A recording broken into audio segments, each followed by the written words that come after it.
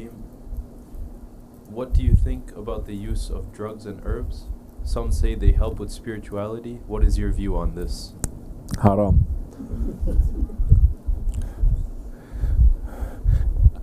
If you talk about drugs, hallucinogenic drugs that makes you hallucinate, drugs that make you what?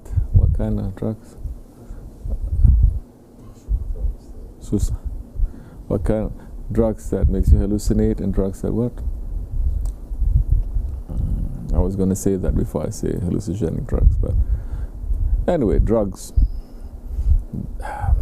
is forbidden. It's forbidden to be drunk in Islam. If you're saying, why can't we take drugs in order to make zikr? Number one, because you cannot use any drugs, even without making zikr.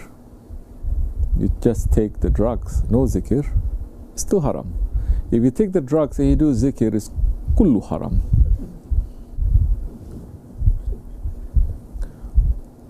And there are people who do it. Oh, India, there's a lot. I don't know, maybe Pakistan. Different parts of the world, they're incorporating it. I remember one story someone was telling me before they went. He was, so the person telling me saying this, I don't know how much of it is true, is saying they came out from the war and the man is on the wheelchair, then he has to take, you know, some drugs to ease the pain, and he was taking a lot of it, but they were looking for a shaykh, and they found one, they went to the zikr, and they did, and they were flying, of course, you know, making the zikr, and the shaykh says, mashallah, after this, there's so much nur coming from their faces, he's saying. So he's saying, then they say the salams and they never went back to that sheikh again, because how can the sheikh be so blind? They were flying because they were taking the drugs. But the drugs that makes you, anything that is making you to be drunk, anything that you take that makes you to lose your reason, this is the understanding, to make you to lose your reason. Whether you feel good or you don't feel good, doesn't matter what you feel. Reason is what sets you different from the animals. Reason is what sets you also different from shaitan. So if you lose that, you fall into the category of animals and shaitans and other things too. So it is forbidden. It's no good. If you want to do it, I can't stop you. But they say, what if it's herbs? I say, so what if it's herbs? Is it cilantro? No. Is it parsley? No. What kind of herbs? You know, ganja. I say, oh, that's not herbs, that's haram. Any herb or stone or air or water or anything doesn't have to be herbs, but it is making you to be in a state where you are going to lose your reason. It is forbidden for you. The liquor, alcohol, is also a drug. It is a drug. It is forbidden for you.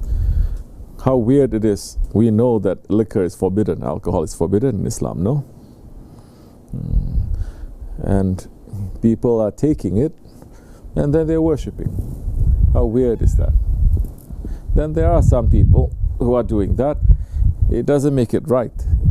It's still wrong. If the whole world is doing it, it's still wrong. So what happens when you do that and you make zikr? You will make zikr, but instead of calling on the good ones, calling on the good,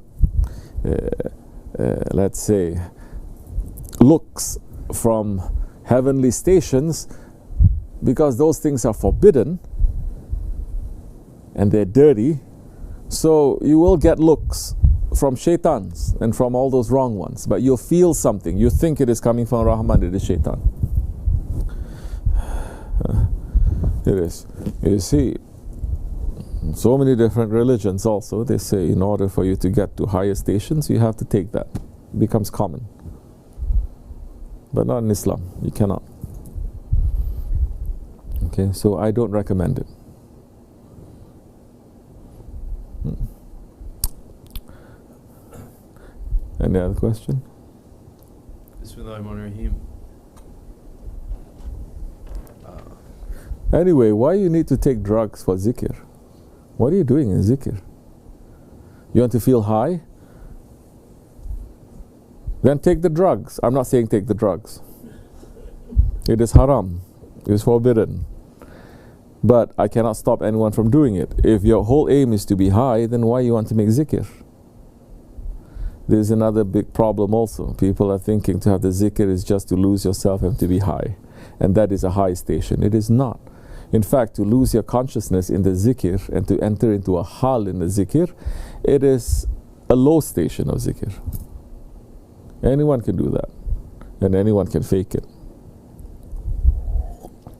It is learning how to control that and learning how to control your desire for what you want for the zikr. What do you want from the zikr? What is your desire for the zikr? You still desire something from the zikr? Then you're really not making any zikr. Zikr means to remember Allah, means to be with Allah. But you want to enter into a hal. You don't really want to be with Allah. You want to be drunk. This is what it means. You want to feel something. So many people, they want to show off so that the whole Jamaat can look at them, mashallah, high level person. He is losing himself. No, especially in this Nakshibendi way, it is not how much you lose yourself, it is how much strong you are that they can pour more. If we say the spirituality or the let's say the opening, let's say the spiritual high that you get, if we say that it is like wine, they say we give you just one little glass and you get drunk, what good are you? You're no good for nothing. You can't even hold it. But they say we give you one glass, you drink, nothing happens. Then they give you more, they give you more, they give you more. As much as you're not getting drunk, more they're going to give you. More you're going to understand. That's what we want. We don't want to be those fake ones. Get one glass, they drink and then we want to sit like our peer, Hazrat Abu Bakr Siddiq radiallahu anh, that as much as the Prophet ﷺ was pouring, he was able to take. And what he was taking, it made him to become more strong and more solid. He wasn't shaking and quaking like that, you know, like the quaker and the shaker. They're like that too. They get something right, but so many things wrong. Okay. Next question. Say.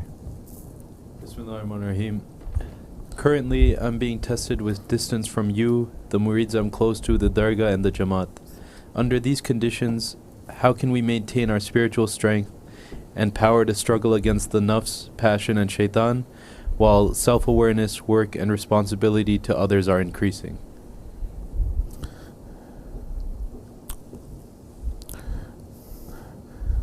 See, I know the one who's asking me that question. If you're in front of me, I'll probably smack you on the face. Huh?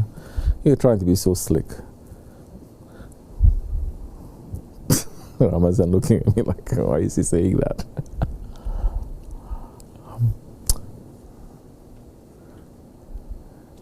It's kind of like saying how to maintain a long distance relationship. Right? How to maintain a long distance relationship while I still have my responsibilities and what? Self-awareness. And I have to increase my self-awareness and huh? And I have work, responsibility, how to increase my self-awareness, but I'm separated from you. Nobody ever asked that about a long distance relationship, right? If you have a long distance relationship, you know what to do. And you know if you do this, if it works, then you're going to increase it. If it doesn't work, you find something else. You're saying, because you're far away from us, like a long distance relationship. If you have a long distance relationship, what are you going to do? What are you going to do? People in long distance relationships, before texting, okay, let's put aside texting, what they used to do. Before we go back to the Middle Ages, okay, I'm just talking before texting, maybe 20 years ago, bruh. Why you have to go all the way to the medieval ages, huh? Hey, jerk. They talk on the telephone, right? They say, even if we're 12 hours difference, at this time, I have to be there and I have to pick up the phone and we have to call each other and talk to each other, no? Meaning, you find a way to talk to each other, to communicate. To communicate. Okay, you talk to each other. First day, second day. 1 week later, what happens? It gets very stale, right? Same thing. Oh, so what did you do? I did this. It gets very stale. So you have to find new way so that's all that you can do, talk to each other. But you have to find a new way to connect. Now it's no longer just to hear each other's voices. In the beginning, you don't see each other, just to hear each other's voice is good. But after that, each other's voice is boring. There starts to be something else, then something else, then something else. Correct? Don't look at me like that. So now you have to look.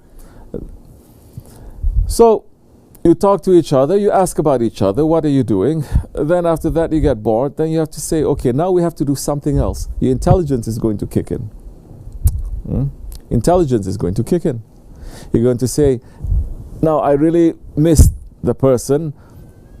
If it's just talking over the phone, just what I did yesterday, today, that is so dry, it is so hollow, it is empty. Now let's do something else. What do you do? What do you do? What can you do? Let me ask first the person. Are you even picking up the phone to speak to someone here every day? To say, so what's going on in the Dergah? Are you doing that? No, you're not. Texting doesn't count. What's happening today? What was the sohbat about? How was Shah doing today? How's Bilal? How's this? How's that? You're going to ask. As if that you are there. Is it so difficult? So based on just that, okay, you talk, and then there's nothing going on, and then it gets very dry, it gets very hollow, but you know, things, you know from the conversation, things are happening. Okay, what's Bilal doing? Oh, he's building what? He's building a Trump Tower. Okay. What kind of Trump Tower he's building? Oh, for chickens. Him and who? Couple of other people. MashaAllah. One is a lover of chickens. He's Ashka Kokorich. Ashka what? Tawuk. A lover of Tawuk. The other is a sultan of Tawuk.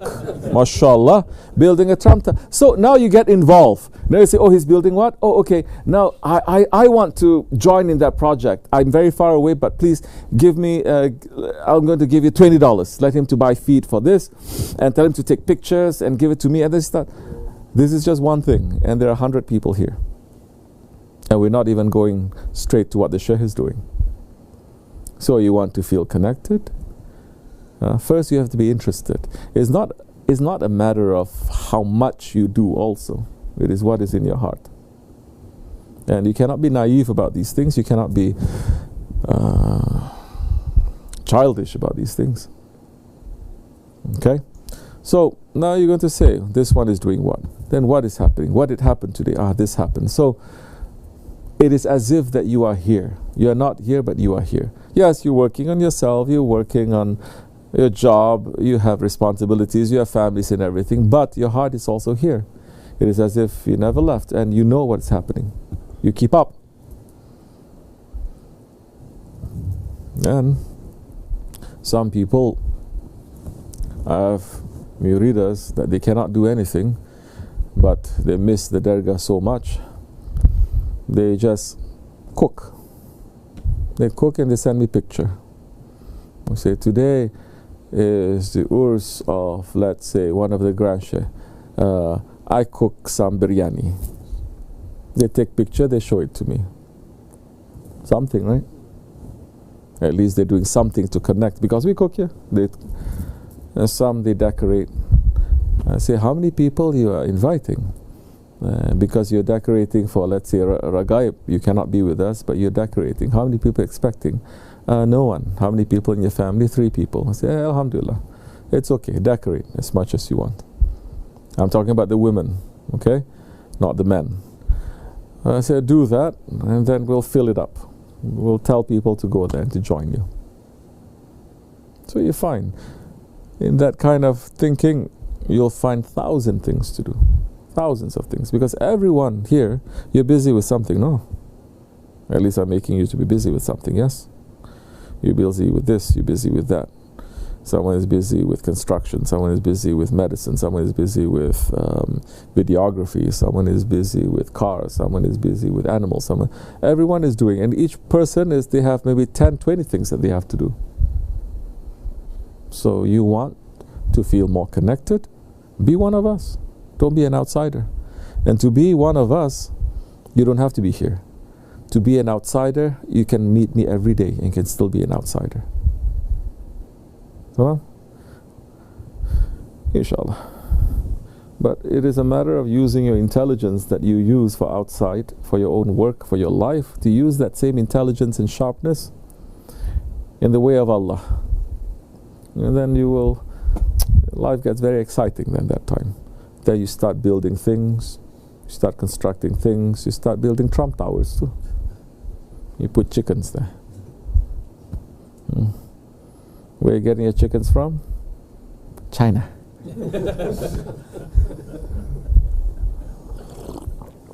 He looks like a fat chicken too. Okay, next question. Say.